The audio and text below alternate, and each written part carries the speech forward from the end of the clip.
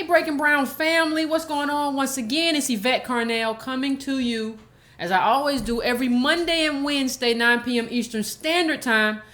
Before I get into this show, I'm going to get into this show relatively quick today. But before I get into this show, as I always do, giving you time to get whatever you need. And I'm going to forewarn you today that you may need a libation of the alcohol persuasion today. So I want to give you a moment actually to go get that right now. Because this is gonna be something. This is gonna be something that we got to deal with, and this isn't gonna be an easy show to do. Okay, this isn't an easy show to do. So what I want you all to do right now is just do what you got to do. Take your time. Take your time. You don't have to move fast. I'm gonna give you a second, but I want you to do what you got to do because you're going to need something. Okay, for today's show. And like I always do, I want to tell you, if you are a fan of the show and you're watching right now and you haven't subscribed, please subscribe. If you're watching right now and you haven't liked, please like the show. If you're watching right now and you haven't hit that little bell, that we hit, just hit it so that you get notified whenever I'm online. So just hit that little bell. You know, if you want to donate to the show, you can go to breakingbrown.com and donate and make a one time, once a month payment to Breaking Brown and support what we're doing here. If you want to donate just one time, you can go to donatebrown.com. You can also subscribe to the monthly newsletter. And for the people who've already subscribed to the newsletter, I say this every week, but the only thing is I send a newsletter out and only 3 people bounce from the newsletter, but I see that only a third of the people open the newsletter. I think some of you are thinking that you didn't get the newsletter and you might have gotten the newsletter. So please, if you have subscribed to the newsletter, check your promotions folder, check your spam folder, and also just in the search box, put Breaking Brown and put it together as one word or separately as 2 words, Breaking Brown, and most of the people who I've said that to have found the newsletter. So if that doesn't work, please contact me. I had some of you all contact me over the past few days and say, hey, I'm a subscriber. I want the newsletter. Great. Put it full screen. Great. That's great. And I'm going to get that to you. So don't think I haven't seen your email just because I have not responded. Now I want to go directly. I don't usually do this. I usually frame it, but I think this interaction is going to frame it in a way that I can't frame it. So I want to frame it with this, and I want you to watch this, and we'll be right back.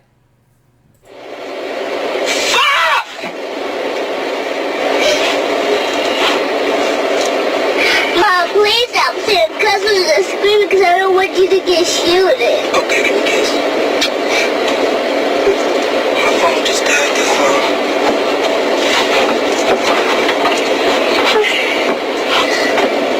I can keep you safe. It's okay, I got it, okay?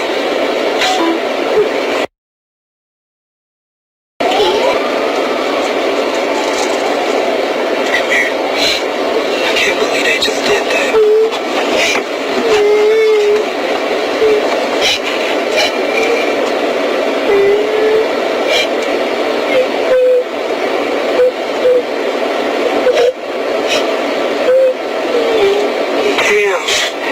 I could take these bitches off? No, please don't. I don't want you to get shielded. Turn around, grab something real quick. Mom, Daddy, they not gonna shoot me, okay? I'm already in handcuffs. Don't take them off. If you take them off and you everything's That's 694. You're gonna put a 2.2. Take the boy thing. I wish this town was safer.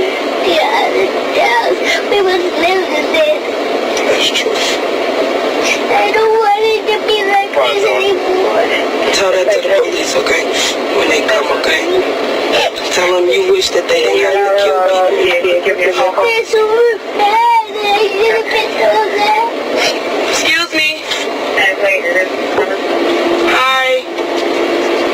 87001.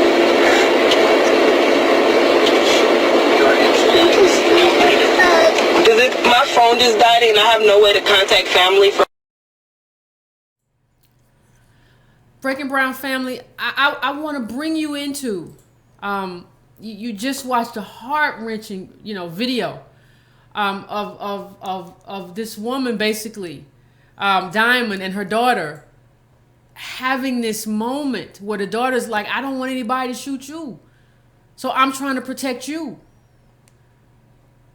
And you have to, in order to understand what happened in that car, you have to understand what happened before they were in the car, before this woman and her young daughter were in that car, before Diamond and her daughter were in that car. Diamond Reynolds, she was the girlfriend of Philando Castile, who was shot 7 times. Geronimo Yanez, who was the officer, she was shot 7 times. He was shot 7 times. She was in that car. This was a man who was in that car with his family. He was in there with his girlfriend and stepdaughter. Philando Castile was in that car with his girlfriend and stepdaughter. But Mr. Yanez still said that the reason that he shot Philando Castile was because he feared for his life. How do you fear for a life with a gun owner who has a legally licensed weapon? Okay? A legally licensed weapon he has. And he's telling you, I have a weapon. He's doing what he's been instructed to do by the NRA. And I want you to understand what they had seen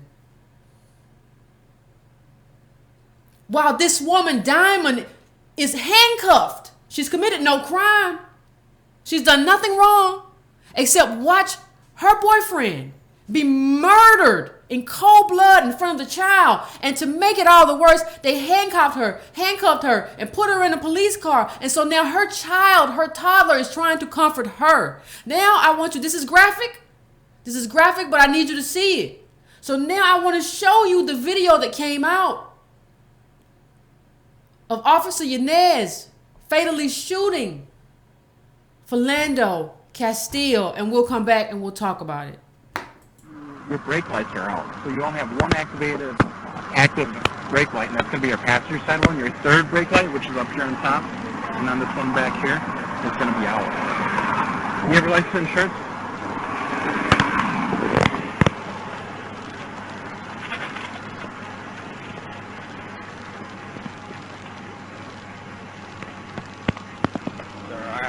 I do have a firearm on me. Don't reach for it then. Don't pull it out. I'm happy to pull it out. Don't pull it out.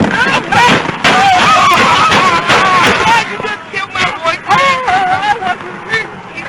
Don't pull it out! He wasn't. Don't move! Fuck! Oh man, I can't believe this. Oh my God.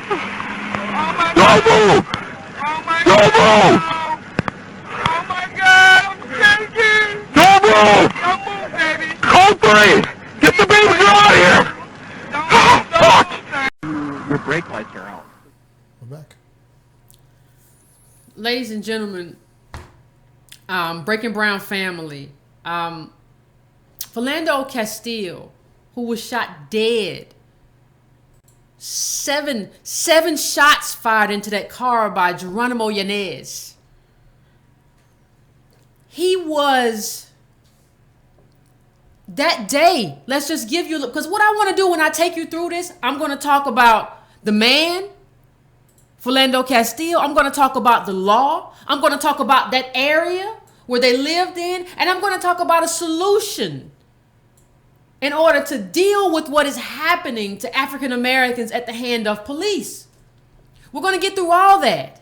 But what I want to talk about first is what did Philando Castile do that day? You know, Philando Castile that day, he had gone, his birthday was coming up. So he went to get his locks. I used to have locks, so I know what that's like. He went to get his locks twisted, and he went to get his beard trimmed. And on his way, after he left there, he went to Taco Bell. And he went to his mother's house, and his daughter, you know, his sister still lived with the mother. And he went over there and he was talking to them. He brought them some tacos and they were having a conversation. And one of the things that they talked about was gun ownership. Because his sister was also a gun owner. And Philando asked her, have you seen the video of Alton Sterling? And she said, no. She said, I don't want to watch any more videos of black people being killed by the police. I'm not going to watch any more of those videos. Little did she know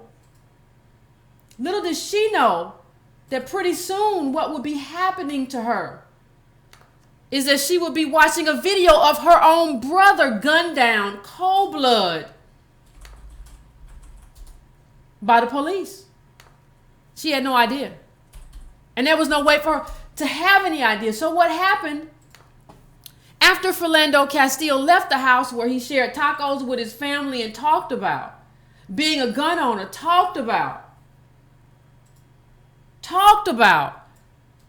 how, that was his Second Amendment right, and they talked about their rights. After he left that house, he went to pick up his girlfriend Diamond, and then they got pulled over for a traffic infraction. No record. This cafeteria worker was gunned down. He told the man, I have a firearm. He told Yanez, I have a firearm, officer. I have a firearm. And he said, he told him, I'm not going for it. And the officer, Yanez, said, don't go for it. And then he shot him 7 times. So what I want, see, one of the things that never happens when black people die, we just kind of jump up and be like, well, he was all right, and he wasn't no gang member. No, let's talk about who he was. Before we get into what happened, let's talk about who this man was. This was a man who the students at the school where he worked as a cafeteria in the lunchroom, they said he knew everybody's allergies. He knew who was lactose intolerant. He knew who was allergic to nuts. When his friend asked him, why you work in the summer? Because they got paid during the summer. Even the cafeteria workers, he said, I like the kids. I love kids. So I'm going to be there during the summer for the kids. That's what he said.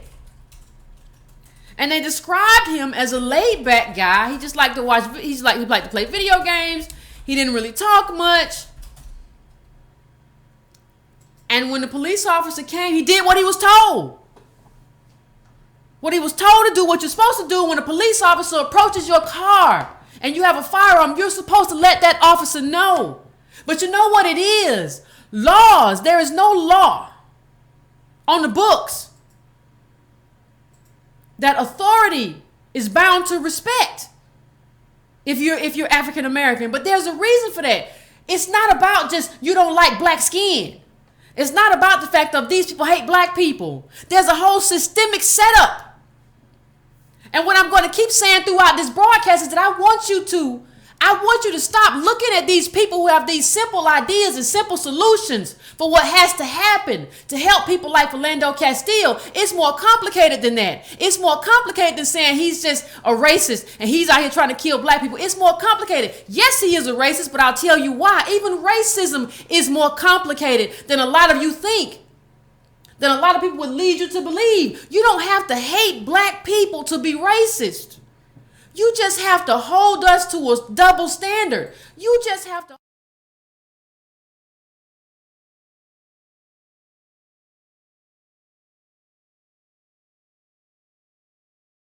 Mr. Yanez was racist because he wasn't stopping white people like that. Put up the clip, Army of there's a great clip, 74 seconds. There's a podcast called 74 seconds. And if you get a chance to and you really should, as your due diligence, you really should. Something happened to the audio? Oh, it's back. It's good. How much did everybody miss? 10 seconds. Okay. If you get a chance, everybody, I need you to check out this podcast, 74 seconds, iTunes, I do cast, wherever you get your podcast, check this podcast out. Because one of the things that they do in this 74 seconds podcast is they talk about, and I don't even know if they know they're talking about it, how this area where Philando Castile was, where he was driving through, is 7% white, right? I mean, it's majority white. But 44% of the people who get pulled over and cited are black, and only 7% are white. 44% are black, only 7% white. In an area that's majority white. So that's how Philando Castile got killed. He didn't need to be, you got to understand, Officer Geronimo Yanez didn't need to be to hate black people. It doesn't matter how nice you walk up to the car. It doesn't matter how sweet you are. It doesn't matter how cordial you are. You're targeting me, and you're targeting African Americans because we're black. That's what it is. So for people who say this is an execution, I'm going to prove to you that this is a systemic thing. It's not about just executing someone. It's not about these people just being racist. Nobody's going around wearing hoods anymore. But you're holding black people to a different standard because the area that you live in thrives on black failure. If you all have, anybody who's been watching the show for a long time know that I've been saying this again and again. People are eating Mr. Yanez, Officer Yanez. The reason that he was able to move to an affluent community, because he was raised in a working class community, the reason he was able to move to a affluent community as a Latino is because he was willing to also make money off black failure and harass black people. Yes, that makes you a racist.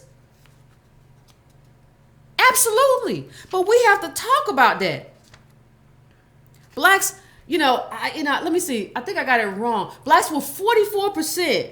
No, here it is. Yes, this is right. Blacks were 44% of that area, but only 7% of the population. They were 40. Blacks are 44%. Blacks are only 7% of the population and 44% of the citations. That's what 7%. 7%. That's what I meant to say. Blacks were 7% of the population and 44% of the citations. And what you have to understand is that these are citations like the light bulb above your license plate is out, and you get a citation for that. You get a citation for a light bulb, a tail light being out.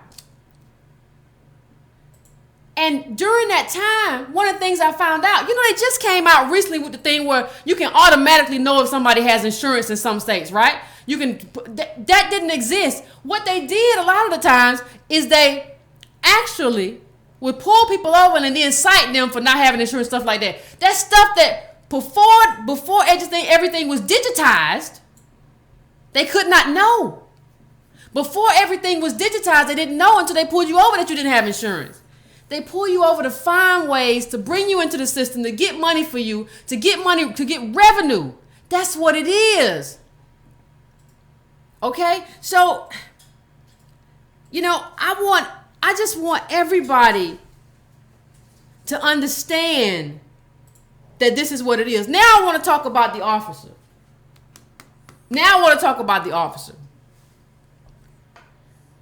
A white woman said during that podcast, one of the podcasts, some of the stuff I researched, that, he was great with me. I'm sure he was. I'm sure he was wonderful for the white woman. Somebody toilet papered my house and he was wonderful. I'm sure he was. It doesn't matter though. And that's what that white woman said. I want to give you a version of what a black woman said. And this is just audio, there's no video. But what she said about her encounter or interaction with the officer who fatally shot Philando Castile. Yep. Right here. Digging through those records, I found the name Tia Williams. She was pulled over by Yanez in St. Anthony in the fall of 2015. I tracked her down. And he was like the worst police officer I've ever dealt with in my life. Williams is black. She told me she accused Yanez of racially profiling her when he stopped her. And he saw me right there, and he zoomed up on me, and I'm like, oh no, he's not gonna play cat and mouse with me. I'm gonna stop right here, right now. Whatever it is you need, come over, you know? So I stopped right there, and then that's when he pulled me over. Williams agreed to show me where the stop happened, but she said she didn't feel comfortable driving in St. Anthony by herself anymore. So we met in the parking lot of a strip mall a few miles away. Like right over here, because I could see my house. She brought her dog, a big black pit bull. He took a nap in the backseat of my car while we drove. So we went to the spot where he pulled her over. This is the street I lived on. Yep, right here. This is squad tape from that stop. You can hear her asking why he's pulling her over. Hello. Hi, what? Okay, you can drop the attitude, okay? Why are you profiling me? I see you watching what? It's dark out, I can't even see inside the car. It's dark out. I can't even see inside the car, he says. Your attitude determines where this traffic stop goes, whether it ends in a citation or ends in a durable warning. He tells her, your attitude will determine how the stop goes. He impounded her car and explained to the tow truck driver what happened. She wasn't too happy. She accused me of being racist. She accused me of being racist, he says. She started saying stuff about minorities, and I don't think she saw my skin color. She started saying stuff about minorities, and I don't think she saw my skin color. I don't know. Just caught her on the wrong day. What are you? I'm Mexican. Yeah. You're back. I'm Mexican. I'm Mexican. She obviously didn't see my skin. She would know that I'm Mexican. He didn't even say, think about this. He didn't even say I'm Mexican American. I'm Mexican. Listen, it doesn't matter. I don't care. We all know, listen, as far as I'm concerned, Barack Obama was a racist. It does not matter if you are Mexican, if you are disproportionately targeting African Americans. Who cares? Who cares that you're Mexican? Is that supposed to make some kind of difference? Are we supposed to feel better about being targeted and harassed by Mexicans and everyone else? Oh my God, I'm Mexican. She obviously didn't see me. No, she saw herself getting pulled over. She saw her ass getting pulled over. That's what she saw. She saw herself getting pulled over for no reason. And like somebody said, Mexican is not a race. That's just a nationality. That's where you're from. What does that mean? And why should we have some kind of anything? I don't have any kind of... What does that mean? He says that as he pulls over this woman, and she says, I'm not even comfortable being around that area anymore. I don't like being over there because of how I'm treated over there. You have to understand what I'm saying. From the beginning of age 18, Philando Castile had been harassed by the police. He was about to have his 33rd birthday, and he was still getting harassed by the police. $6,000 in fines. At one point, he was paying $500 a month in fines. You have to understand, 46 stops. And this was a man who wasn't a gang member. This was a man who hadn't done anything wrong, but had been pulled over, arrested. All of that stuff had been happening to him. Come on, people. You have to understand what this is. You have to understand who Officer Geronimo Yanez is. I don't care how nice he comes up to your car. And we're going to get to the rest of it. $6,000 worth of tickets. $500 per month. Over like 46 citations. Come on. Since the age of 18. So what you're basically telling me is that basically since the time he started driving, they were harassing him. The plan was for him to fail so that they could succeed. The government, the people in the nice neighborhoods, those are the people who Officer Yanez really served. He wasn't serving the people in the community, the black people in that community. That's not who he was serving. That's not his job. His job is to manage poor people and warehouse them in jail and extract money from them. And I don't care who you are. I don't care if you're a Latino cop or you're an African American cop. If that is your job, you are my class and you are my enemy. And I don't care if you poor, you're my class enemy. But what you have to understand is this. This man went from a working class community to an affluent community, and what that meant is that he had to harass black people, and he had no problem doing that if it got him out of a working class community and into a good community. He don't care about you, he don't care about me, he don't care about us, and he should be in jail tonight. He's not, for a number of reasons. You know, he's not in jail for a number of reasons, but we got to break that down, right? We got to talk about that. We got to talk about, you know, this idea, right, Irony, where people think, like, well, my race matters. You know, Irony said only the victim's race matters. When you look at the disproportionality of 7%, you make up 7% of the community, and you get stopped 44% of the time and ticketed and taken to jail. And then if you can't pay your fines, if you can't pay your fees, you get taken to jail too. That's the life we live. That's who we are. And we got to talk about that. And we got to talk about everything that means. Not just one thing, not just two things. This is a systemic thing. Beware of people going around saying, well, these people just racist. It's not that simple. And you have a role in that too. We all have a role. Let me know whenever you're ready, Aaron. Yeah, hold on. We all have a role. Now there's something else that's very curious. Even though this black man who, even from the video you saw, he sounded very laid back.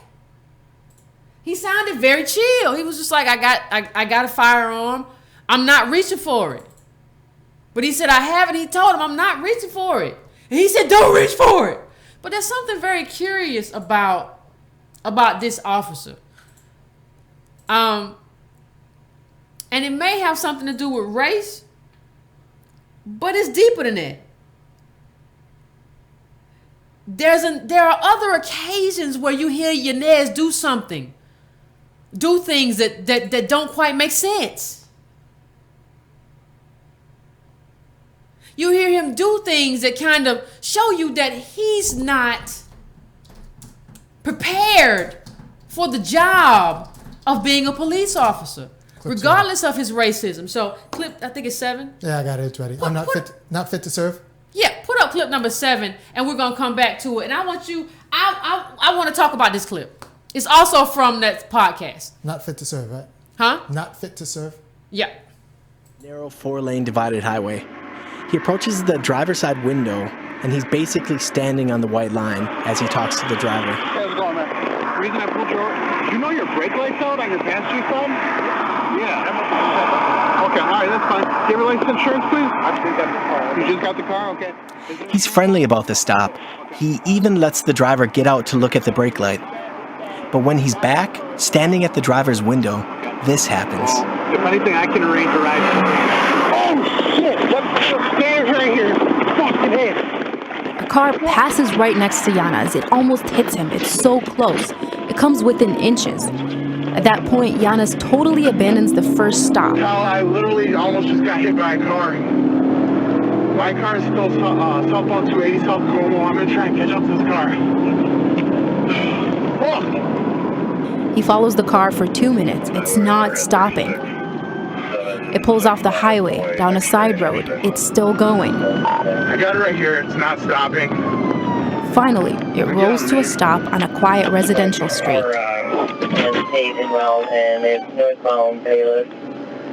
Vehicle's now stopped, occupied 2 times. Yanez thinks there are 2 people in the car. There's only one. What were you doing? The driver gets out, walks backwards, hands up. He's cooperating. Driver! Walk back towards my boy slowly! Keep walking! Keep walking! Keep walking! Take 2 steps to your left! Stop, go down to your knees. They're off the dash cam now. Yanez and another officer are cuffing the driver and frisking him out of frame. We can't see exactly what's happening. What's that, dude? It's a fucking weapon. Are you fucking serious? What else you got on you, bro? They find a weapon on him. Right away, Yanez thinks it's a gun. Get the fuck back there! You see? 921. One in custody. Does have a weapon. Firearm. Turns out to be a knife. And correction, it's gonna be a knife. Not a firearm. They put the driver in the back of Yanez's squad car. More backup arrives. That's Yanez, breathing heavy. Other officers try to calm him down. All right, dude. Take a minute. I'm sorry, man. I just fucking flipped out at you. I flipped out, he says. Don't worry about it. Stuff happens. He keeps breathing like that Motherfucker, oh. for 13 minutes. Narrow 4-lane divide. Officer Geronimo Yanez thought he saw a gun. There was no gun. He said he flipped out. He's breathing hard, and even the officers around him were concerned about him. He wasn't fit for the job. He was never fit to be in this capacity. So you had a racist, unfit man in this capacity, but that's not big enough. What you need to understand is that this is not just about this officer being racist. What this is about is that you have a whole community. You have a whole community demanding that he stop black people. This isn't just one thing. There was a great article a while back about how these black people live in a white community and they kept getting stopped, and black people in the community kept getting stopped, and white people calling the police. And I see black people can be strange to do anything. You could be changing your tire. Well, he's suspicious. What is he doing? This is people who have capital demanding a check be put on people who don't have capital. Let me say that again. This is a check. People who don't have people who have capital are saying, keep these broke people out of my neighborhood. Keep these broke black people. Yes, keep these broke. I don't want to see these, because you can't see a white person and know if they broke. People say, well, what about broke white people? You don't look at a white person and say, oh, he's broke. He white, just like, so they can fit in. They can slip in. You can't slip in. That's something that we can do. So we get targeted. And that was his job. This is a systemic issue because that was his job. They demand that people like Philando get stopped. I don't want them in here anyway. This is my community. I don't want them here. If they're here, maybe if you harass them enough, they'll go away. And also, the city runs on that budget. So stop them and get me some money up in here to run this city. And we should also discuss the law. We should also discuss the law in this instance because the law doesn't help us. Yanez was charged with second-degree manslaughter. Okay? It's a tricky thing, though. If you put up number 8, clip 8 and 9, what you see is that it's kind of difficult to charge an officer or to be successful charging an officer with second-degree manslaughter because it's intended for something kind of different. What's up? It's intended for like culpable negligence, which means like you were playing with a gun or something happened to something. That's what it's kind of meant for. So the officers or the defense attorney, if they can show that this officer was fearing for his life, and people want to believe police officers, then you have trouble making that claim.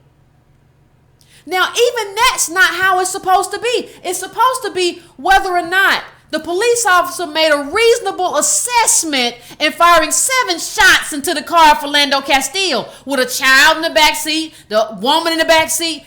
That's supposed to be, but that's not how people look at it. People are deferential to police officers for reasons I will never understand.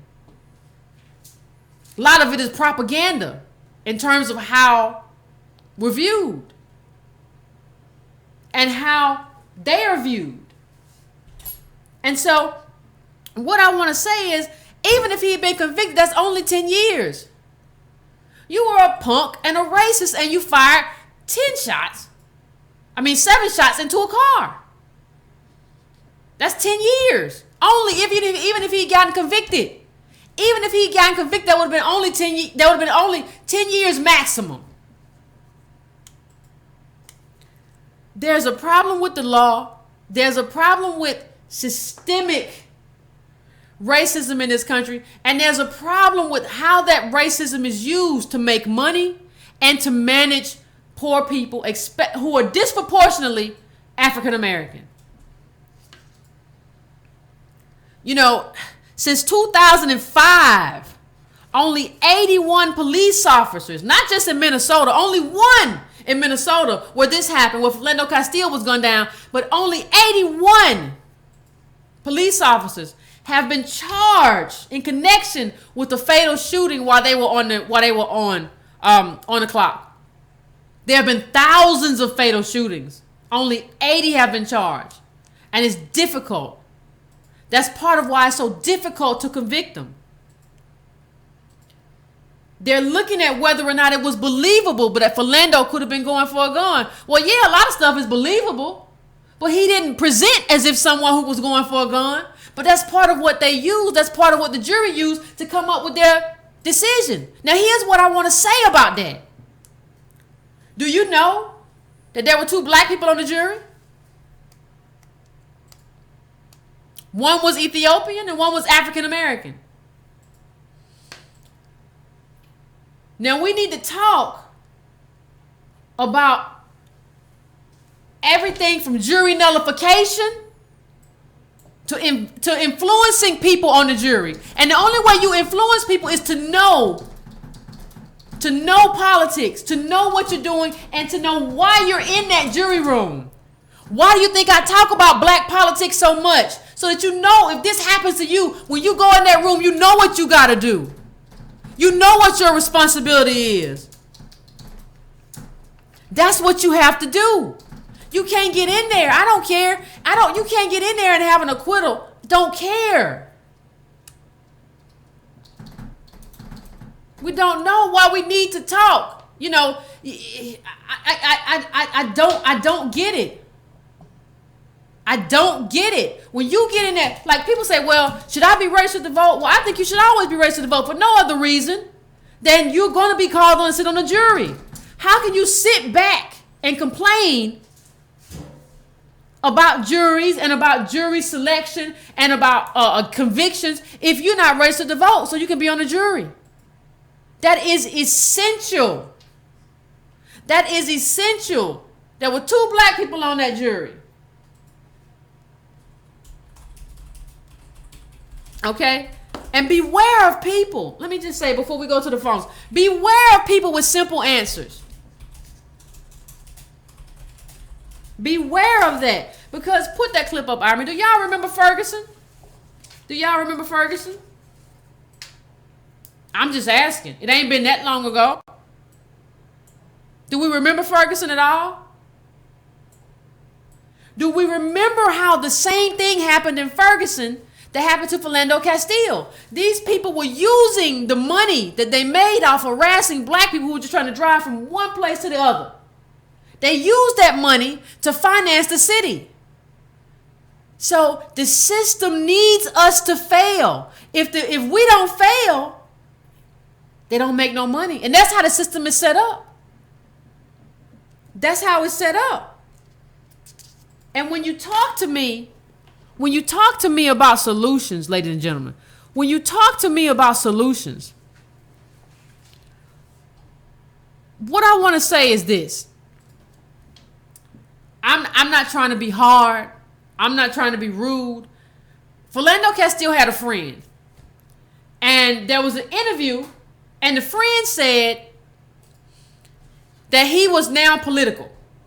He said because his friend Philando Castile had gotten shot and gunned down, that he was now a political person. Okay. I'm telling you that your politics has to start way before there. You cannot be apolitical and be black. And I'm going to explain that to you in just a second, but Iron, you got somebody for us you need to talk to. Dr. Tommy Curry on the phone? Yeah, I got Dr. Tommy Curry on the phone. Great. You gonna do my intro? Professor at the University of... I think Tommy Curry can take it. Okay, how you doing? Hey, Tommy. Hey, how you doing, Yvette? I'm doing pretty good. That's great. That's great. All right, so tell me something we don't... Hey, Tommy, tell me something we don't... trouble hearing. Yeah, that's fine. Hey, Tommy, tell me something we don't know about Mr. Philando Castile and this situation. Man, black man owned a gun legally, executed for exercising his Second Amendment rights. I mean, this is a classic example. You know, in the book I talk about the homoerotic drive towards black male death. And I think this is a very clear-cut example of how the interaction that white people, that other minority groups, ethnic groups have internalized white supremacy, anti-blackness, react to black male bodies, right? I mean, when you look at the studies of Wilson, we already know through studies of formidability that black men who may be small in stature already appear to be more dangerous, larger in size, and more aggressive than their white counterparts, white or Asian counterparts. But that doesn't explain the kind of impetus and the reactions against black male bodies. You can see someone as a danger, but what we've seen historically when you interact with black male bodies is the need to kill them, to execute them, right? And we've downplayed this in popular culture. The blog culture, the intersectionality culture, the feminist culture has tried to push back against the idea that black men are being exterminated. There's a genocidal logic on black men because they're competing with men for victimization over gender.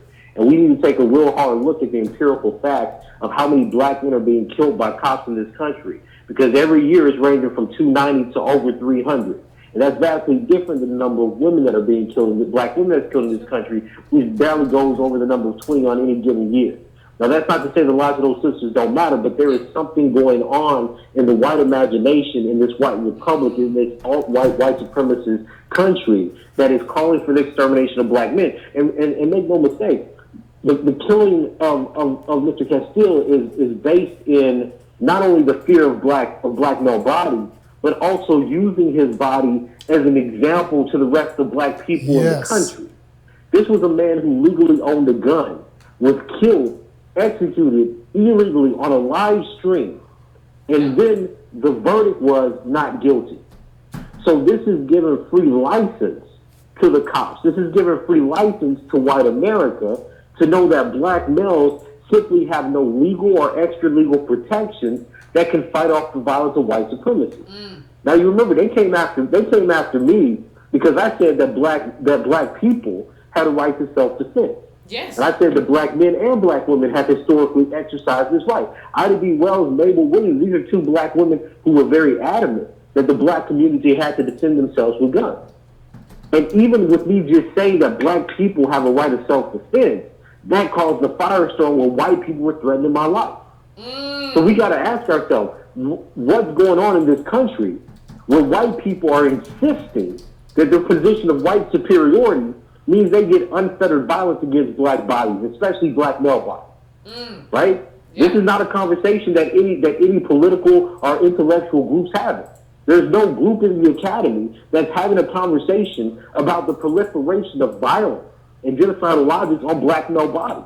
Because we've been lured away with identity politics, and when we see black men whose heads are being decapitated and bodies burned, we're not making the connection to the representation of that mutilated black male body to what's happening in the minds and imaginations of white police officers or even other ethnic police officers who are executing black men on the street on public. This was a public execution.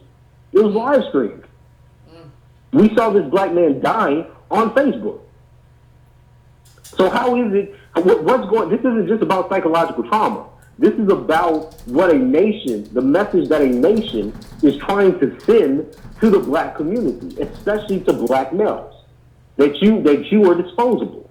That we can kill you with impunity because there is no consequence.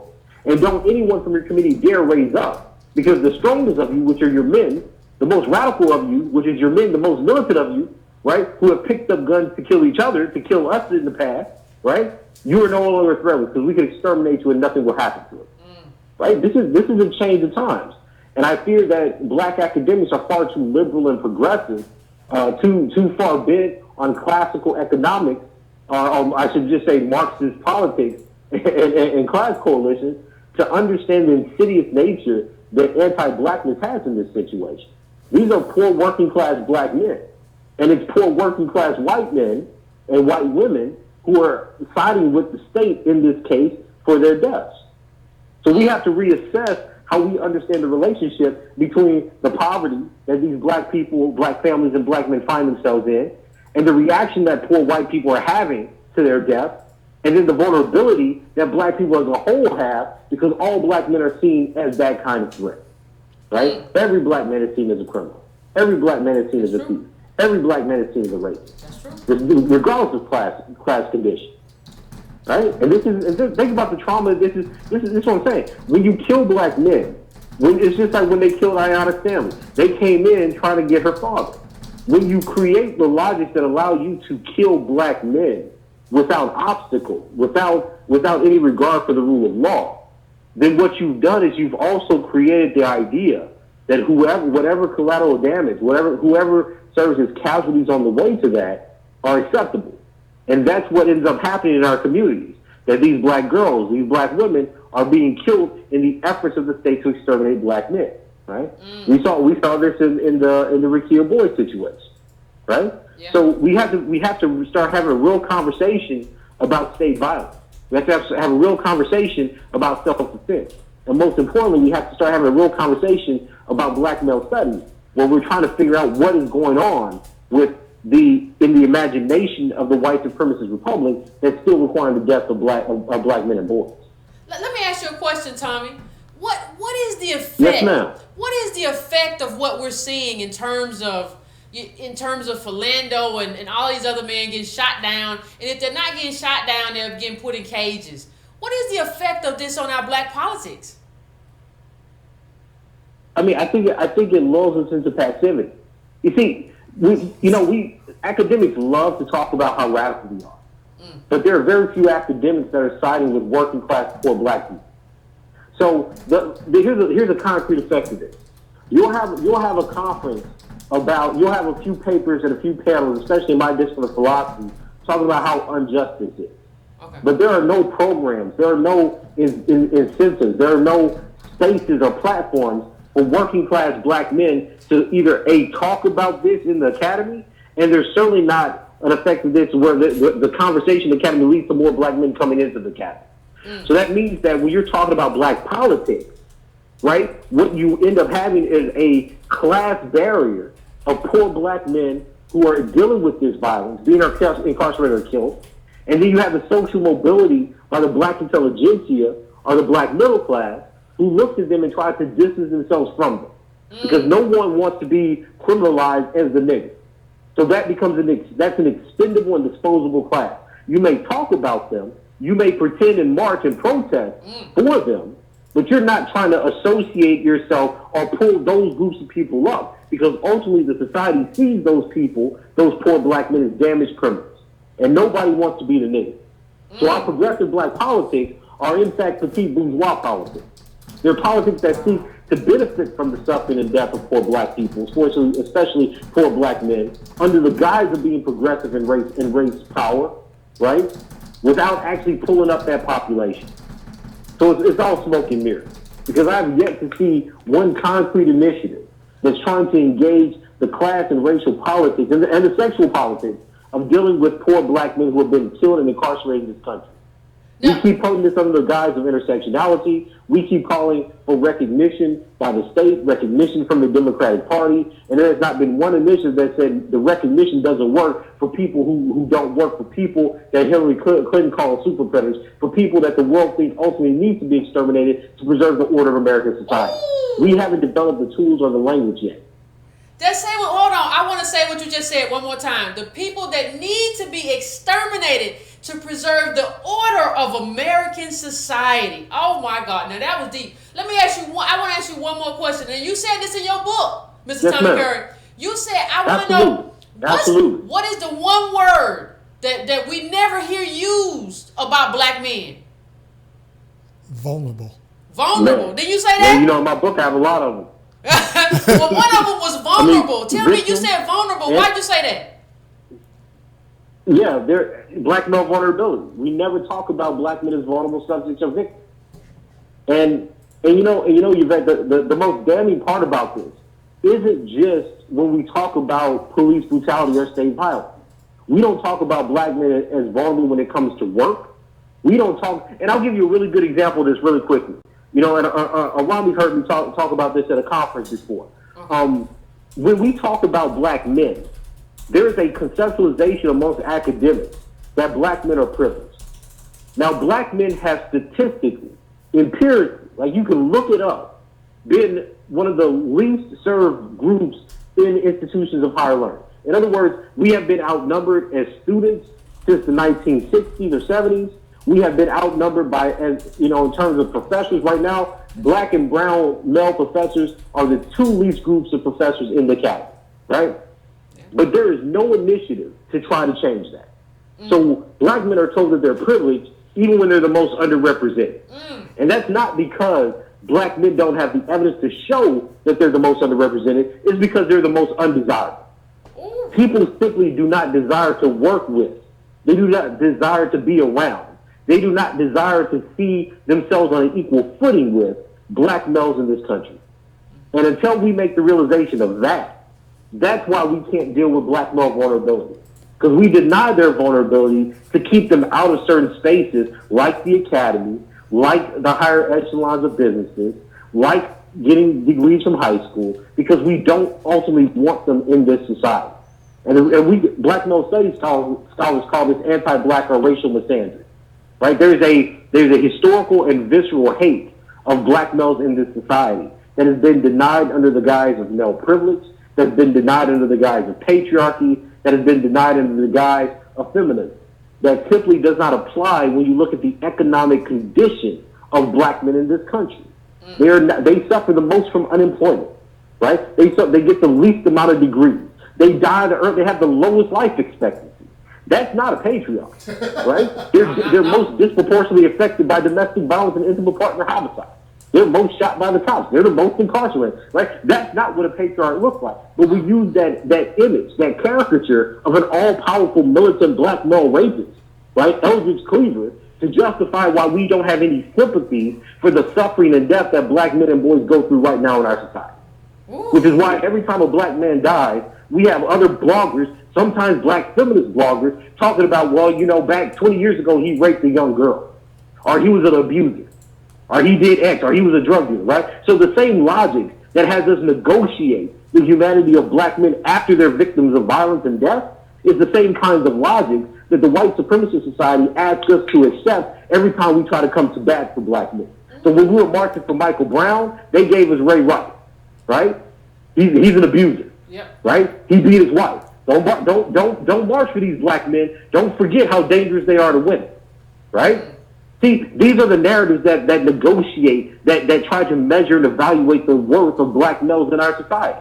So when you have black men get shot, there's also the internal contradiction that we ultimately believe that, well, they're dangerous, they're racist, they're abusers. So how much do we honestly value the lives of these black men that we claim that we're impacted by? Not much. Right? We need to address that. Not much. Not much, but we need to address that. And nobody wants to step up to the plate and actually talk about black men as man-not. They don't want to talk about black male vulnerability. They don't want to talk about anti-black misandry. And they certainly don't want to talk about the fact that historically white patriarchal and capitalistic societies have targeted racialized, subordinated, and subjugated males for extermination the same way that America is doing to black men right now. Ooh. Tell me, before you go, I just want to I have one more question for you. What is your take on the NRAs? You know, this man was a licensed gun owner. He wasn't doing anything. Yeah. Second Amendment. What is your take on the NRA's silence on Philando Castile's execution? Well, you know, this is actually something that I research and write about quite a bit. So the Second Amendment was always conceptualized as a white supremacist doctrine.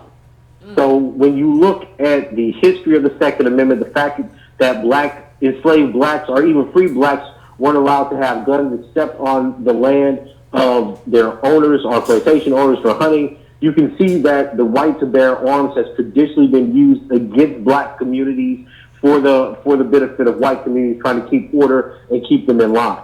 That being said, I think that when you look at the NRA, and this is the same thing when Reagan signed off to the legislation against open carry with the Panthers back in the 70s, late 70s, early 80s, you see the exact same thing.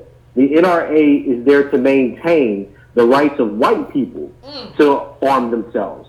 The rights of white people, right? Because remember the Second Amendment says right to maintain a militia. You need a militia to preserve social order. Historically, against slave revolts or indigenous people's uprisings, right? So it's in that same jurisprudential vein and historical memory that the Second Amendment is used to protect the right of white individuals to own guns, be it assault rifles, etc., while simultaneously holding the contradiction that black people can be socially punished by the state for exercising the very same right. So it's not surprising that the NRA is not taking up or speaking out for this brother, for Philando. There's no contradiction there if you look at it historically, because the NRA has always been insistent following the Second Amendment that it's here to protect white life and white people's right to bear arms. Again, this is why I said in that article I wrote about Robert F. Williams and presumptive and preemptive self-defense, that the argument for the Second Amendment for black people has to move beyond the idea of using individual Second Amendment rights. In other words, my individual right to own a gun, and has to switch the focus to how black communities, because they're vulnerable to white supremacist violence, have to arm themselves because the rule of law has failed to protect them. So our Second Amendment consciousness has to be based in the historical and communal fact that black people have always remained vulnerable to white violence, to death, because the rule of law has never protected them. This is not an issue about owning a handgun. This is the issue of the right to defend yourself, to bear arms against a tyrannical state and white vigilantes. So the NRA, in this way, through their silence, is simply functioning to uphold the white supremacist history of the Second Amendment. So they're true to form in a lot of ways. Okay. Well, thank you, Tommy. I appreciate you coming on. I always appreciate you calling in. I appreciate talking to you, man. You got people in the chat room like this is that fire. You got people think. Brother, when you said don't. When you said the white imagination, I don't think people understand what that means. The white imagination in terms of extermination, in terms of the plan they have, and how that plan deals with black men as a way of dealing with black people. That's what we're dealing with. And so, go ahead. They don't concede that. But see, that's what I'm saying. See what you said right there. They don't concede that in the academy. You see, in the academy, they want you to pick your favorite subject. Pick a black woman, pick a gay black man, pick a trans person. They're picking subjects. They're not looking at how the effects of a community, when you eliminate the male workforce, the fathers, the sons, the laborers in that community. If you have a group of people come in and publicly execute the men in your community, when you're in a patriarchal society that has socialized you to believe that the people who usually stand up in defense of a community are men, then what psychological message does that send to that community? That they're vulnerable, that they're disposable, that they have no defense, right? And then what's the economic effect of black men being taken out of homes? What's the effect of black men being put in jail? This is creating more single mother households. This is creating multiple underemployment, women working more than one job, more dependence. Like this is crushing our community, not just because it needs men in the community, but because you're looking at a program of state violence and neglect that is creating poverty, creating distrust, criminalization, and surveillance. And this is exactly the state that our urban centers are in today. So it becomes nonsensical to me to make arguments about why we shouldn't talk about men because if there's patriarchy, when you're saying the effects of this are what's actually happening right now. And this is why academic theory doesn't have much to do with actual black life. Right? And in my book, The Man Not, this is exactly what I talk about. How gender theory, how classical economic theory, how even radical theory like Marxism cannot account for the condition that black males are suffering in the urban centers of America today. Right? They're using death to rig popular opinion. They are eliminating black men who can vote and participate in political processes to stop the way that the black people could vote possibly. They're locking black men up. so that they can't exercise the right to vote and influence political process. They're killing black men so they can't protest. They're killing black men so protests don't become militant or violent. Right? By killing black men, you are effectively eliminating the radical consciousness of militancy that has historically used guns and arms to challenge white supremacy in this country. And nobody wants to talk about that. Because now we phrase all those black men who died in every war in America, from the American Revolution to the Civil Rights Movement, as patriarchs who were hell-bent on destroying their communities because they wanted to dominate women. But at no point do we talk about all the black men who gave their lives in the Civil War to eliminate slavery. At no point do we talk about the deacons of defense, all the black people who died so that people could protest peacefully. You see, we don't do all this to our own people. So we're allowing them to kill off and justify it in our own minds as academics to kill off poor black men because we too have internalized the view that they're dangerous rather than that they're heroic. Right? We have problems, and it functions both at the ideological level, the economic level, and the political level. But we act like as black academics, we can only talk about one thing at a time. Right? So yeah, we have to get some new theories and some groundwork programs in place to deal with this, because they are systematically eliminating black men, and as a function of that, they are literally building a surveillance around the black community. We're becoming expendable as a people. I thank you, Dr. Tommy Curry. I appreciate you calling in. I always appreciate you calling in, giving your opinion. I think you brought that fire tonight, and that intellect. And if you all, The Man Not, that's Dr. Tommy Curry's latest book. Please check that out. Please buy that book. Please support this brother. He's out there doing good work in terms of illuminating what the problem is, and so we can know what to do with it, and we can know that black men ain't your problem. The problem is not black men. The problem is ain't no patriarchy in the black community. No. Black men don't have no wealth and no power to wield. And I said this on a previous show. Like, what happens to the community once you just take all the men out of it? Well, you're just vulnerable. You're just a vulnerable community. What are you going to do?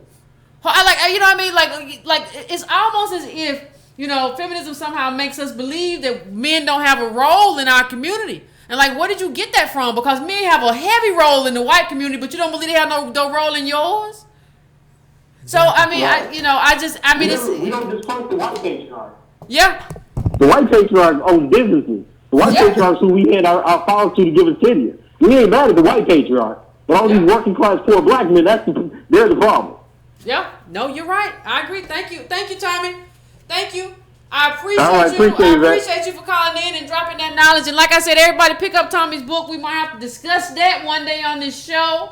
We gotta get out of this stuff that everything is this, and black men are dangerous and they monsters because that's white supremacy. I don't know if we all understand it, but when you say that, that's white supremacy. And what Tommy said, one thing Dr. Tommy Curry said was very important, like nobody wants to be around black men because they look like prisoners, because they put them all in jail. So who wants to look like somebody who's been in jail? Who wants to associate with that? So what they're doing is exterminating. And I don't know what black women think, but I know what I think. I think they're just making the community vulnerable, and we're going to be next. What happens when you take all the men out of the community? You're next. Ain't nobody to fight. Yeah, the myth that, I've been in academics for long enough that I know the myth that like black men are patriarchs like white men. It does so much work in gender studies that it elides over black vulnerability, black male vulnerability. Now I have a son, and I think about this a lot. The one adjective that we don't use to describe black men is a true adjective is vulnerable. But think about it. When you're raising a white child, you don't tell them to be nice to the police. You don't tell them to mind their manners around their teachers lest they fail or get expelled or go to the you have. But you know what part of that is? Why is it? White people have something to protect. They have wealth to protect, so they already know I have to protect my stuff. Right. They get taught early on how to protect their rights. Right.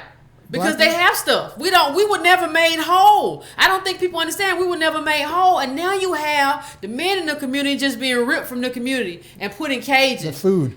Yeah.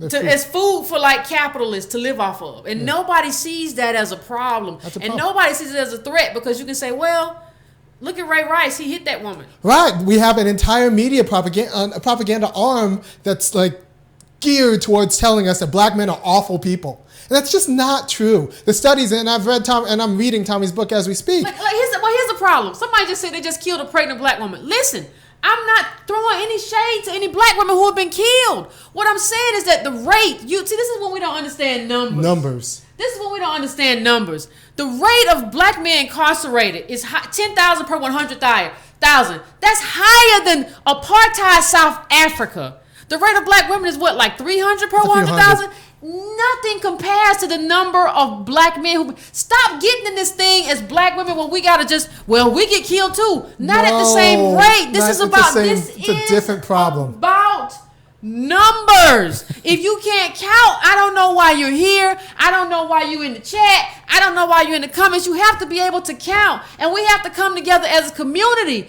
We can't keep being adversarial like this. And especially as women, we can't be kin like, well, we're going to jail too. Not in the numbers. Not 10,000 per 100,000. Apartheid, we're worse. For black men, black women like 300 or something. It's nowhere near that level. You gotta know that when you look at those numbers, you gotta know something's going on. Right. You gotta know when you look at those numbers, there's a plan. Now, I don't know the plan, but you gotta know there's a plan. I know what's the plan is screw up black politics. Screw up black politics, and we're going to take them out first. And what makes black women think? Because I think it. What makes us think that we ain't second? They just it's just like, you ever watch those movies, Army, where they got all the guards outside, and somebody just go knock the guards on the head, shoot them with an arrow, all kind of stuff, and then you get to go inside. Right. Like, they're taking away everybody outside. Yeah. But then, they going to go inside. And I'm in the house. I'm inside. No, I was arrested a few times. I was arrested once, particularly. At a protest. This one was at a protest, not the hospital arrest. This was at a protest arrest. And what cops do when you're arrested in a multicultural protest, first they arrest the black men.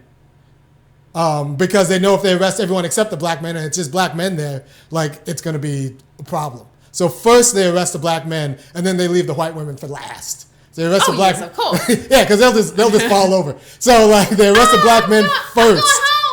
So they arrest the biggest targets first. Yep. They neutralize the biggest target, like the most dangerous targets first. And the chilling effect of, look, we do black politics. Every Monday and Wednesday, we do black politics. We tell black people to organize and stand up for themselves in public as a group. Yeah. What does this do to our project? It's a problem. This kills our project because, like, what I'm saying, even on YouTube, like, let me just say this, even on YouTube, what I see all the time happening is all these black women and black men going at each other. Listen, we can't survive like that. We can't go to the next generation just going at each other and talking about each other and talking about black women. Well, black men ain't this, and well, black. Listen, it's not gonna work, vulnerable. People. It's not gonna work. It's not going to work, and you can't believe that patriarchy exists in the black community like that. Patriarchy stems from having wealth that you can wield, and you can use that to get people to do what you want them to do. White men can do that. Jeff Bezos is a patriarch. Closest thing we have to patriarchy is like Al Sharpton. One is a clown, and the other one's Jeff Bezos. Like, I'll be honest. Like, so we don't have it like that. Like, there is no black patriarchy. So don't try to tar black men as some, like, abuse. Like, we're victims and food and, like, the subject of generations of trauma. And, like, the labor economy has never been good to us. So, like, the few black people they hold up as, like, some, like, powerful patriarch as a problem. No, they're clowns. They're a cheap imitation of real white patriarchy, which is real and serious. And, like, they're talking about judges. Like the picture I have in mind is like Donald Trump on one side, and then like that black prosperity preacher who was his guy for a while on the other. That's black patriarchy. So one is a clown, and then the other one's the president of the United States. One's a real patriarch. And not just the president of the United States, the president who was like a multi, might as well say billionaire before he got to be president. You comparing somebody to him. How to Creflo Dollar. Yeah, no, like T.D. Jakes is not a patriarch. And people gotta understand he's building stuff. Creflo Dollar is selling you on something. Like it ain't even real gospel. This is not real gospel. This is just something this guy is trying to sell you on, which is BS. He's not a real church where you're doing stuff for the people and don't send me no Creflo stuff. This man wanted a luxury jet, so just shut up if you're a Creflo person. This is not that kind of church. That's not that. That's not this kind of good that's church. That's not the LDS church. Politics. The Mormons. That's patriarchy. Yeah, this is we got billions of dollars in university. I don't want anybody to say, "Well, Yvette talk black." No, we got some good churches. I was with the Dr. Cosby Church. They're doing some great stuff out there. That ain't that church. That's a different church with a different ambition, with all that stuff. So, I mean, I think getting back to Philando Castile, one of the things I want to say, people, is that we cannot afford to be apolitical. You cannot afford to just go home from work every night and watch TV. Because even though you might not be messing with nobody, as a black person, somebody always gonna be messing with you. And the only thing we can do is, as a collective, get together and make our wishes known and make demands. That's what we have to do. You know, we like to live as black people right now like we're part of some type of aristocracy. Well, we get to just go home and just do whatever we want to do. We're not there. You have to be involved in terms of your local stuff. Go to the meetings. You don't get to just go home and act like you white. We don't get to do that. We have to be involved. We have to pay attention. We have to read articles and know what's going on. We have to read articles all the time. Well, what's happening in my community? What's happening nationally? So that we can come and we can face this stuff off without having me come and be like, what you just said didn't make any sense. We have to be able to do that. Go ahead. Yeah, just one more in defense of black men. In Tommy Curry's book, he says, like, and he lays out the studies. Tommy Curry's book, The Man Not, is actually wonderful in terms of laying out studies because the bibliography is real. And he says, look, if you look at the numbers, everywhere we can find, black men are the most progressive in terms of gender relations. Most equal at home, spend the most time with their kids. Even when they're not married to the baby's mom, they spend the most time with their kids compared to white men. So, like, don't let anyone tell you that black men are not doing their jobs. Like, the black male identity has emerged as a vulnerable, like targeted identity. I mean, honestly, it's not the powerful patriarch that like we're not that guy. We're people who's working for our people and working with our people. Yeah. And like, we're not trying to dominate anybody. We're just trying to work and do justice for our people. Don't let anyone tell you that black men are a problem. They're fine. It's all the other men who are shooting black men. And I think black women gotta start taking on white women. I mean, you know, you have these white women who tell you that they're feminists and they're all this stuff, and they're not doing anything but taking your affirmative action. Why don't we aim at them? Yeah. You know, when you talk about where there's too much in the black community, there's too much there is too much infighting. It needs to stop. You got my affirmative action though, and I need it back. I need it back because I need that. Because we don't have no poor, we were never made whole. I need you to give me that affirmative action because you don't need it, and it was never supposed to give it to you anyway. Give me that back. You don't need to be telling me about what I need to do in my community and telling me what the feminism should be defined as. I don't need you for that. I just need you to give me that affirmative action back so I can get a job, so I can get a role that I can play and do what I got to do. That's what I need you to do. Don't tell me what to do amongst my people and myself. That's not your role. So I think we're gonna go to the phones in a second, but you know, I'm happy Tommy Curry called in. That's something that needed to be said. And we don't have no black media. I went on Black Media Day and they had like a little article on Philando Castile, and they were talking about 10,000 other things, as if I care that Jay-Z, a 50-year-old man, is about to have a new rap song. He talking to his kid. I don't care, and you shouldn't care either. We about to be exterminated if we don't get this stuff together. I ain't got time to care about no 50-year-old former drug dealer rapper. I'm not judging him. He did whatever, but I don't need that. I don't need that in my life. We are serious. I don't think people understood. Did you understood what Tommy Curry said? These are serious times, and that calls for serious measure. I don't have time for all that entertainment. It ain't even entertainment no more. He ain't even really good. Be mad at me if you want to. All right, take it. Yep. All right, you're on, Carla. Hey, this is Tobias. Long time no speak. Hey, Tobias. Hey, man.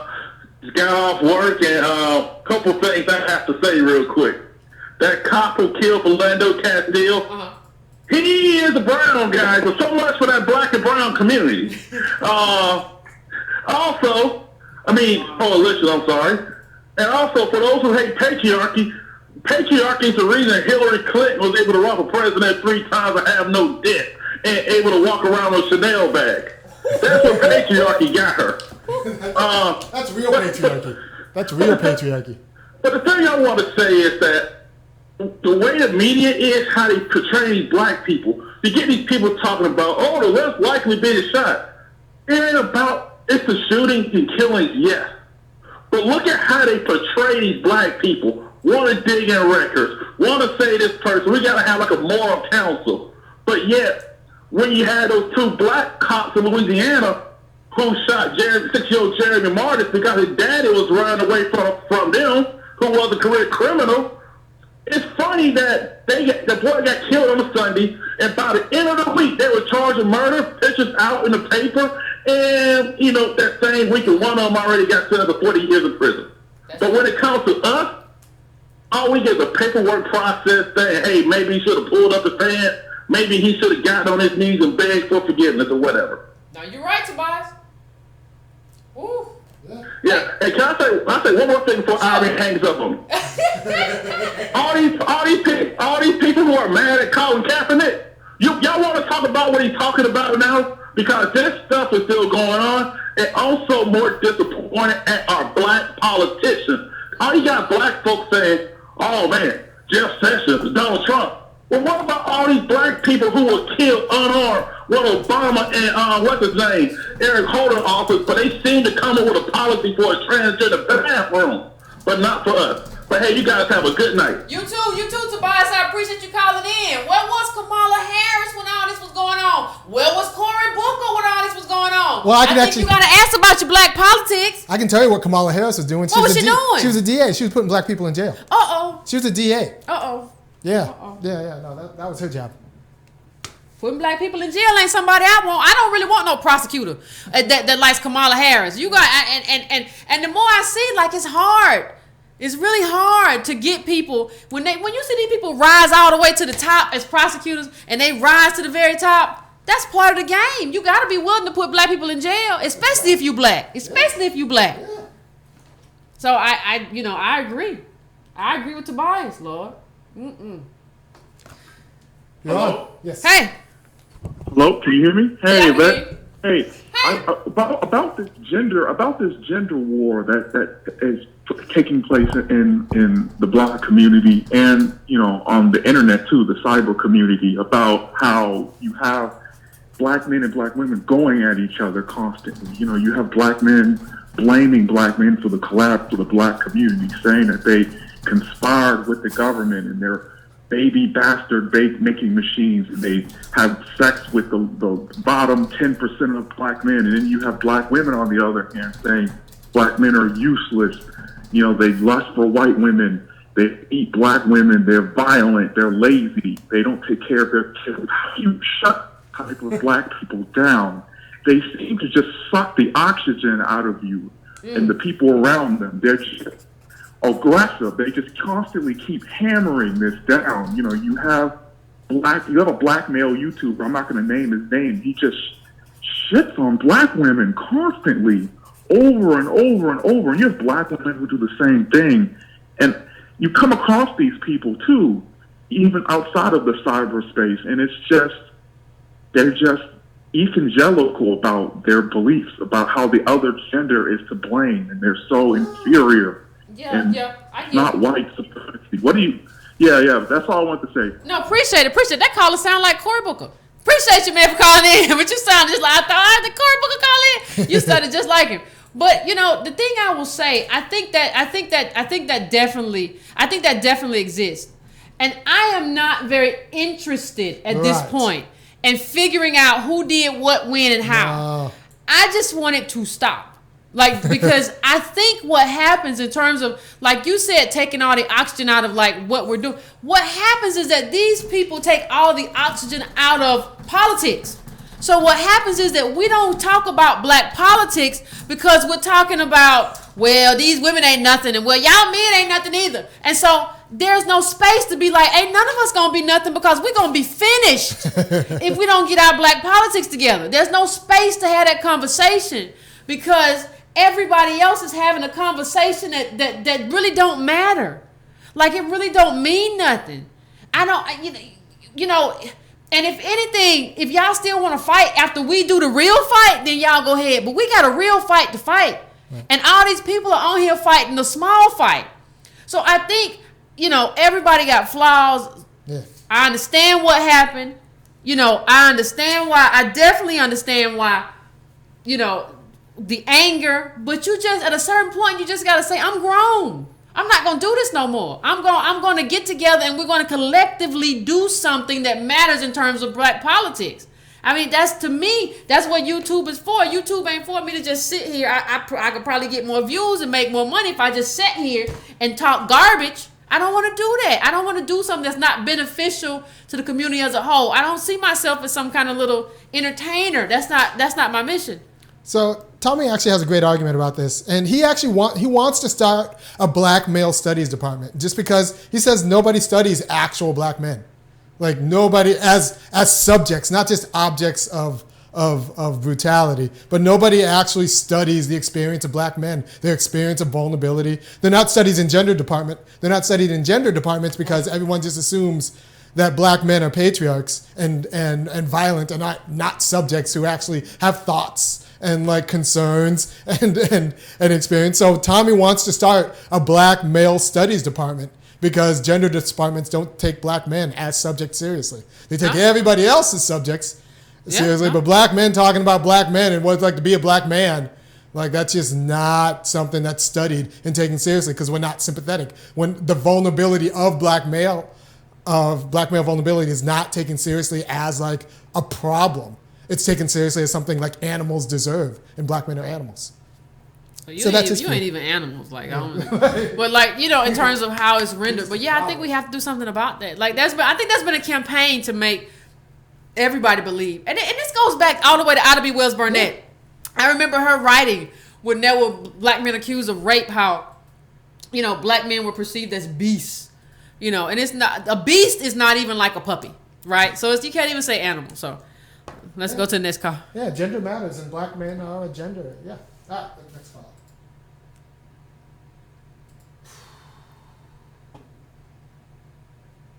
Yes, hello. Hey. Yeah, okay. This is the thing. You talk about, I got two things I want to mention. Okay. First, black politics. We have over 50 black members of Congress, at least.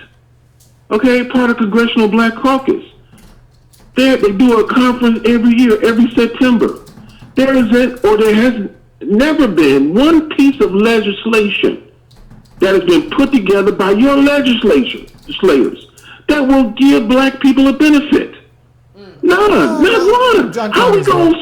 There's tons and tons of legislation that protects Native Americans, that protects gays, that protects white women specifically.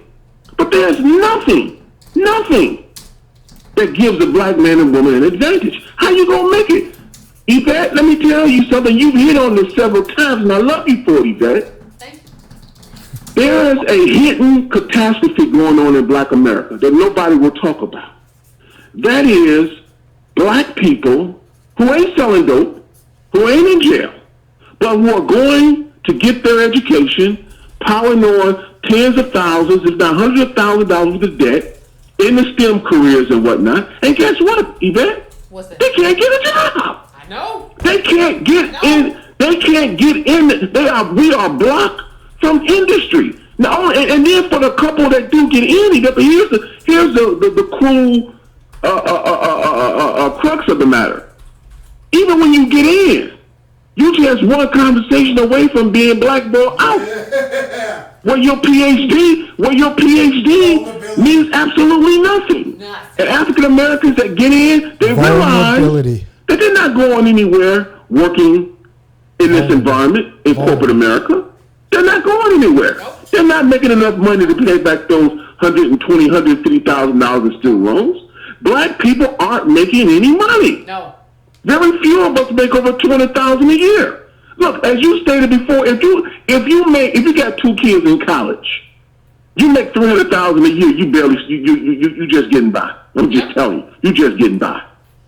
We need to be honest about our situation. We need to be honest about what we need to overcome these obstacles in front of us. We need government, no question about it, because government can operate more swiftly than having a damn march every damn year or whatever. We need government. We need legislation. We need appropriations. We need these things, and we need a damn plan. We need a 1-year plan, a 5-year plan, a 2-year plan. We even need a 100-year plan. In order, how are we going to not be vulnerable, Yvette? What do we have on the table to make us not less vulnerable, but invulnerable? Yeah. I don't see it. Me either. Thank you. Thank you, Carl. I appreciate you.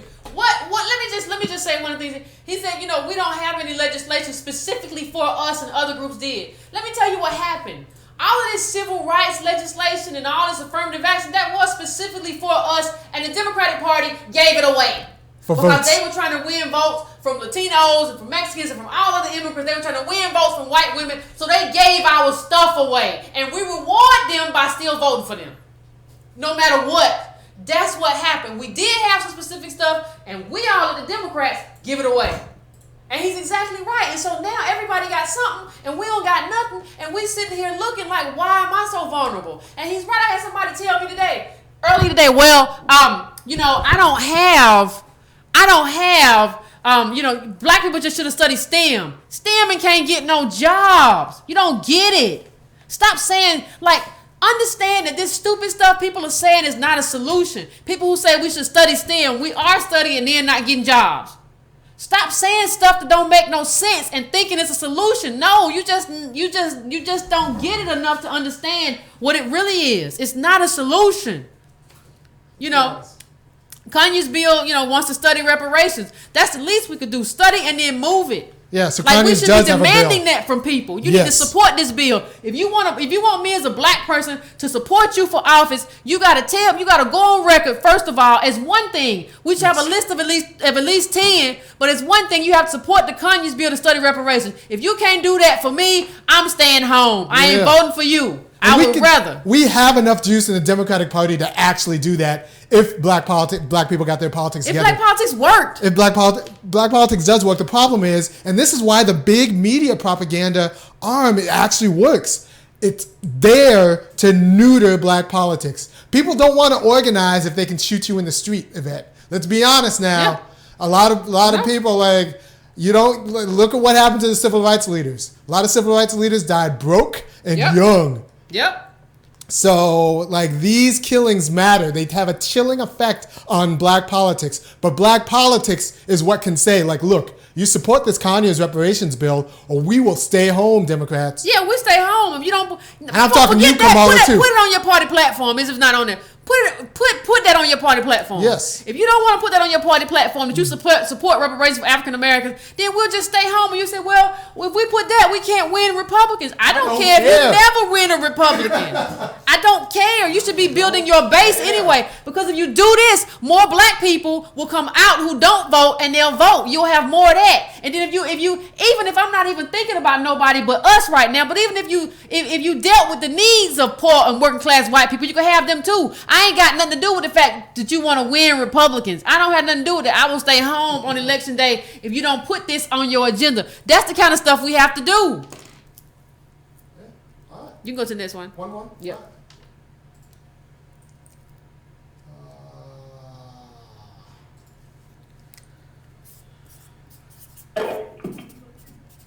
Hello? Hey, how you doing? Hey, man, how you doing? I got to say, amazing show. Amazing show. One of the best ever. Thank you so much for this. Thank you. Yeah, anytime. I just wanted to say, you were talking about jury notification. I actually have a story pertaining to that. When I was 19, I was on the jury, and I just saw for the first time how the process just went, and you know how they try to weed out certain jurors, like the prosecution and the defense. Yeah. They try to weed out certain people, and I was actually surprised myself when I got picked. because it just seemed like it was a topic. It was basically a domestic violence dispute, and his brother was apparently got into a quarrel with his girlfriend, but the prosecution had no evidence. They just had the stories of the woman and I believe it was her son, and like the stories were conflicting. And like the prosecution ended on an emotional note, like they're trying to like steer away from the fact that they didn't have a case. And so I go in the back with the jurors and thinking like, well, these are I can't hear you good, Carl. I can't hear you. I can't hear you good. It's muffled. Are you? I can't hear you good. It's muffled. Okay, can you hear me now? A little bit better. Hello? Yeah. A little bit better? Okay, basically, I was on a jury, and the prosecution had no case. They had no case. It was made an emotional plea. Their witnesses, the stories were conflicting. So you go in the back, and I'm thinking, this is open shut. This is open shut, right? And like everyone, and it was so many. It was telling because of the demographics of the group. It was mostly boomers. It was mostly older people, and they were already stuck in their way. I had written notes down to show them what happened during the case. And it was just led by this one person. I hate to say it was a black woman. And it was just like she had this vendetta. She just went off in this tangent about, like, she knows, like, other people, like, with anecdotes about violent men. And it's just like, that's not what's happening here. Yeah. At all. Thank you, Carla. I agree. I thank you, Carla, for that. Yeah, I mean, I think you have to know how to take control in these jury rooms. I think you have to know how to do that, and I think that's important. And I think that you have to know the stuff, though, and I think that's kind of why we're here. Somebody said talk about the CBC, and and them not wanting to meet with Trump. I just think you meet with the president, like, because he's already said he's gonna cut Medicaid and everything. Maybe you get in the room, you convince him not to do that. And you can show it. Maybe you can, maybe you can't. But you meet. Like, I don't understand why this is a conversation. And it's almost like they was like, well, actions speak louder than words. Like, so I ain't gonna come. That's like sticks and stones should break my bones. Like, you don't say that when you're in power. Like, powerful people. But we don't have any experience with power. So we just say how these people we elect to just say and do anything. All right. So there are a few things that people get upset about. Black politics means organizing. Black politics in America means organizing to deal with white people. Like, you say that, like, you don't have to deal with white people. You never have to deal with white people. Look, when you're in that jury room and you're trying to get a black guy, like, his justice, you're going to have to deal with white people. And you're going to hopefully want those white people to have read the books and to have heard the arguments, to have watched Breaking Brown. Like, there is no black politics that doesn't end in how we deal with white people. It doesn't have to begin that way. It begins with consolidating power and consolidating black power, but it ends with how are we going to deal with white people, because they're on the juries and they're going to outnumber us on the juries, and that's just the truth. And speaking of white people, Antonio Moore, Tone Talks, go subscribe there. He just made a good point in the chat. He was like, what do you think would have happened if there was a white soccer mom in the car and her boyfriend or husband got gunned down and she was in the car with her child? What do you think would have happened? What do you think would have been the nationwide response? You know, what this country has never given us the tools and has never seen us as full citizens. And that's what we're grappling with right now. That's what we're trying to figure out right now. And that's what black politics is supposed to be responding to right now. It's not supposed to be just issuing these sort of little ultimatums in terms of what's supposed to happen. We're supposed to be dealing with the fact that we're not full humans. Don't just say that these people don't view us as full humans. They have not given us the tool to be fully American citizens in this country. They have relegated us to an underclass status. I always say that. Understand what that means. That means we still 3/5 of a white person in terms of how they deal with us and our wealth in this country. Half of black America don't have a dollar. Negative. Don't have a dollar, man. Come on. You're worth less than a dollar and you expect something. No, we should be expecting to be given that money. That's not a handout. You took it. And we can't survive without it. Yes. So I want to thank everybody for calling in. I appreciate all the calls tonight. I mean, we didn't have a lot because Tommy Curry called in, which was absolutely an excellent commentary.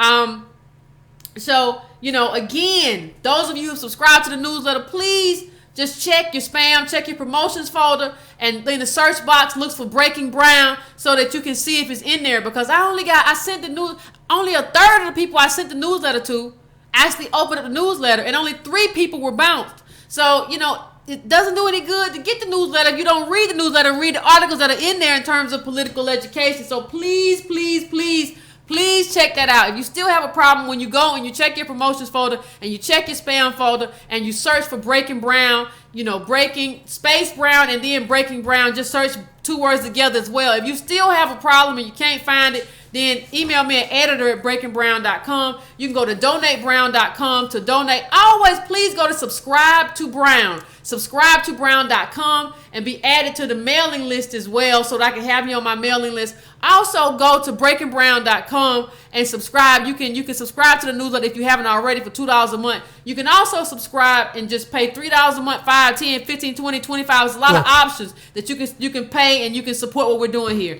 So thank everybody tonight. I know it was a kind of difficult show to go through, but I think we had to do it. And I appreciate all y'all. And I will see everybody on Monday.